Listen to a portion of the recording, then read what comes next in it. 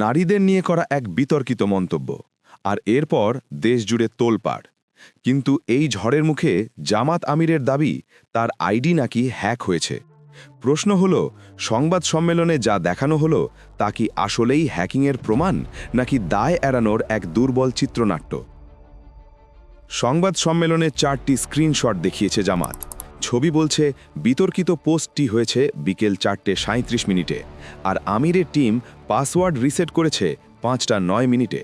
কিন্তু মাঝখানের এই আধা ঘন্টায় হ্যাকার যে লগ ইন করল তার কোনো মেল নোটিফিকেশন বা ডিজিটাল ফুটপ্রিন্ট কেন দেখানো হলো না? সব প্রমাণ কিতাবে নিজেদের টিমেরই। এবার নজর দিন বঙ্গভবনের সেই রহস্যময় ইমেলে। দাবি করা হচ্ছে সেখান থেকে ফিশিং মেল এসেছে, কিন্তু স্ক্রিনশটে 2 অপশনের পাশের অংশটুকু কেন সেন্সর করা? আর সবচেয়ে বড় অমিলটা কোথায় জানেন? ফিশিং মেল গেছে সংগঠনের অফিসিয়াল মেলে, অথচ আমিরের অ্যাকাউন্ট কানেক্টেড তার ব্যক্তিগত জিমেলে। ব্যক্তিগত মেলে হামলা না হলে টুইটার কি তবে হাওয়া থেকে হ্যাক হলো? আইটি বিশেষজ্ঞরা বলছেন পাসওয়ার্ড রিসেট মানেই হ্যাকিং নয়, এটি স্রেফ একটি নিয়মিত প্রক্রিয়াও হতে পারে। ঠিক এই জায়গাতেই ছাত্রনেতা মেঘ মল্লার বসুর সেই খোঁচা এখন টক অব দ্য কান্ট্রি। তাহলে 71-এও কি তবে ওদের আইডি হ্যাক হয়েছিল?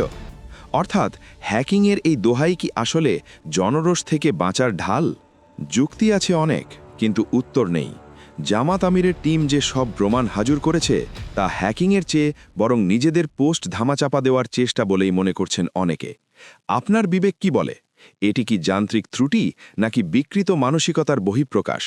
কমেন্টে আপনার সাহসী মতামত দিন। সত্যের সন্ধানে সাথে থাকুন ZTV বাংলার।